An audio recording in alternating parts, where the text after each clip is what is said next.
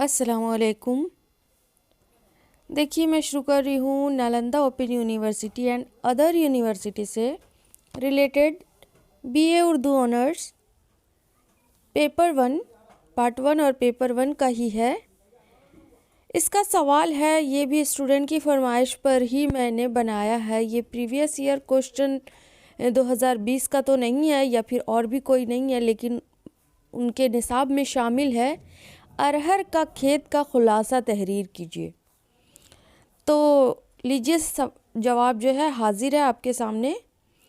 جواب دیکھیے، یہ مضمون ارہر کا کھیت رشید احمد صدیقی کا لکھا بڑا دلچسپ مضمون ہے۔ دیہات میں ارہر کا کھیت کو وہی اہمیت حاصل ہے جو ہائیڈ پارک کو لندن میں ہے۔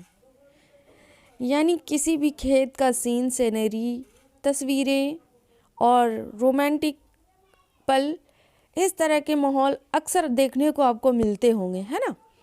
دیہات اور دیہاتیوں کے سارے فرائض، فطری ہوائج اور دوسرے حوادث یہی ہیں آتے ہیں۔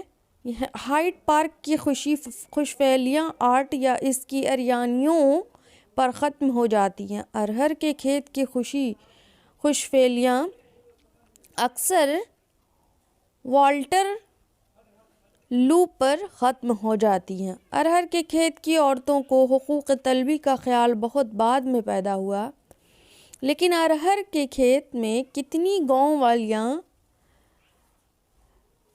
سبز مسز پنکھرسٹ سے پہلے یہ مہم سر کر چکی ہیں۔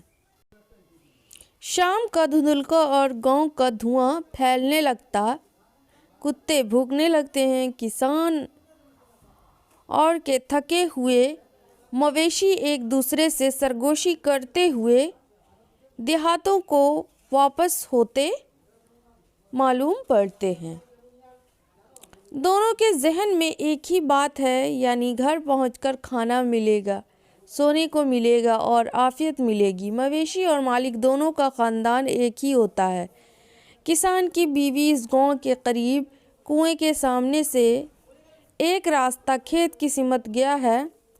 ایک طرف گڑھا ہے جس میں کھاد جمع ہے، دوسری طرف ببول کا پرانا کھوکھلا درخت ہے۔ دیکھیے کیسی نقشہ کشی کی ہے رشید احمد صدیقی نے۔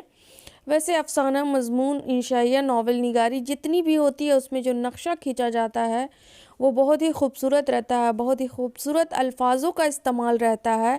آپ لوگوں میں سے بھی کسی کو لکھنے کی دلچسپی ہوگی، اگر کوئی رائٹر ہوں گے، کچھ بھی مضمون وغیرہ، آرٹیکل وغیرہ لکھتے ہوں گے، تو آپ لوگ الفاظوں کا استعمال ضرور کرتے ہوں گے، اور الفاظ جو ہے بہت ہی خوبصورت انداز میں اردو لفظوں میں پورا پرویا رہتا ہے نا۔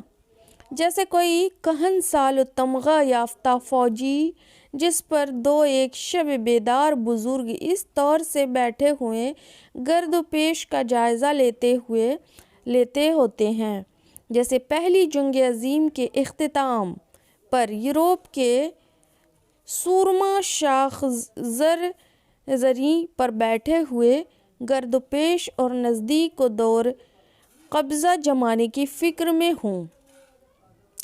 عورتوں کی کچھ تعداد جمع ہوئی، تھوڑی دیر تک مزید ملک کا انتظار کیا۔ ان میں جوان تھیں، کنویں کی جگت پر پاؤں لٹکاتے ہوئے گنگناتی ہنستی، بوڑھوں کو برہمی و بیزاری کی دعوت دیتی ہوئی کچھ بوڑھیاں تھیں جو جگت کے نیچے بیٹھی کراہ رہی تھیں۔ دیکھیے کس طرح سے سبھی کا پوری تفصیلات یہاں پر بیان کیا گیا ہے، بہت ہی اچھے طریقے سے رہی تھیں۔ کبھی گالیاں دیتی، کبھی کا ہنسنے لگتی۔ ایک ٹولی اور آ پہنچی اور سب ایک دوسرے کے پیچھے چلنے لگیں۔ جسم کو تولتے ہوئے نوجوان لڑکھڑاتیں تو ایک ہلکی سی چیخ اور بلند قہقہا کے ساتھ سنبھل جاتیں۔ بوڑھیوں کا قدم ڈگمگاتا تو زمیندار وہ کسان جس کا کھیت حاشیہ پر ہوتا، موسم پاس کے لڑکا لڑکی یا خوشخرام نوجوان عوام عورتوں کو گالیاں دینے لگتا۔ چلتے چلتے قافلہ ایک تاریک ناقابل عبور فصیل کے سامنے رک گیا۔ یہ دیہاتی بیلجیم کے قلعے تھے، یعنی یہ بیلجیم کے قلعے کے بارے میں نقشہ کھینچا گیا ہے۔ ناظرین سمجھ گئے ہوں گے کہ یہ لشکر مہم پروانہ ہوا۔ ناظرین مطلب پڑھنے والے، جو اسے پڑھ رہے ہیں انہیں بتایا جا رہا تھا یہاں وہ سب کچھ ہوگا جس کے لیے ہم چورن یا مار کھاتے ہیں۔ یہیں سے شاعری کا اختتام اور تعزیرات ہند کا آغاز ہوتا ہے، اور حفظان صحت کی طرح یعنی شعر و شاعری بھی ہوتا ہے، پھر اس کے بعد تعزیرات ہند یعنی قومی گیت وغیرہ کو بھی بولتے ہیں ہندوستان پر۔ جراثیم کا انکشاف ہوتا ہے، کچھ منچلے یا مظلوم پہلے سے پہنچ چکے ہیں اور کسی سے وعدہ دید یعنی ملاقات کی وعدہ کر چکے ہیں کہ سزید کا قول و قرار ہے۔ یہ ارہر کے کھیت کا کرشمہ ہے کہ میں آپ کو صرف خلاصہ دے رہی ہوں، پوری ڈیٹیلز تو پڑھنا آپ کا کام ہے۔ آپ کے پاس بک ہوگا تو اس سے پڑھ لیجئے گا، ادروائز گوگل پر جا کر سرچ کرنا ہے کہ مضمون ارہر کا کھیت۔ آپ ریختہ میں تو جوائن ہونا پڑے گا، آپ آن لائن ریڈ کر سکتے ہیں، اوکے؟ نہیں تو پھر رشید احمد صدیقی کے مضامین لکھیے گا تو آپ کو پلے اسٹور سے بھی ڈاؤن لوڈ ہو جائے گا، اوکے؟ بات ہے کہ کبھی گدھے والے کا ہاتھ شاخ کی گردن پر ہوتا ہے یا خود گدھا کسی محبوب کے پہلو میں۔ ہندوستان میں اس کا سماں اکثر ارہر کے کھیت میں نظر آ جاتا ہے۔ جوانی کھونے کے ہندوستان میں دو بڑے جانے پہچانے مقام تھے، شہر کی گلیاں اور ارہر کے کھیت۔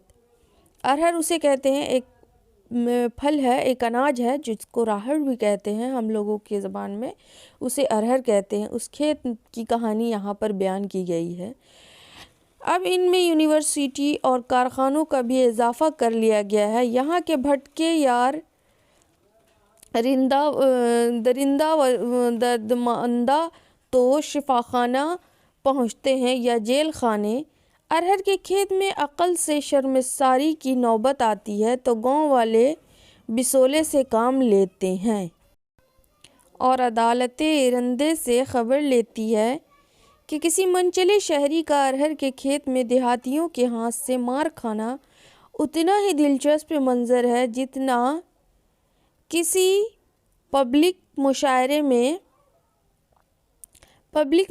میں بھلے مانس شاعر کا اپنا کلام سنانا۔ تو یہ تھے آپ کی فرمائش پر کوسچن کا آنسر۔ ٹھیک ہے، ملتی ہوں نیکسٹ ویڈیو میں، اور اپنی رائے اور اپنے فرمائش کو ضرور بھیجیں۔ ملتی ہوں نیکسٹ ویڈیو میں، تب تک کے لیے اللہ حافظ۔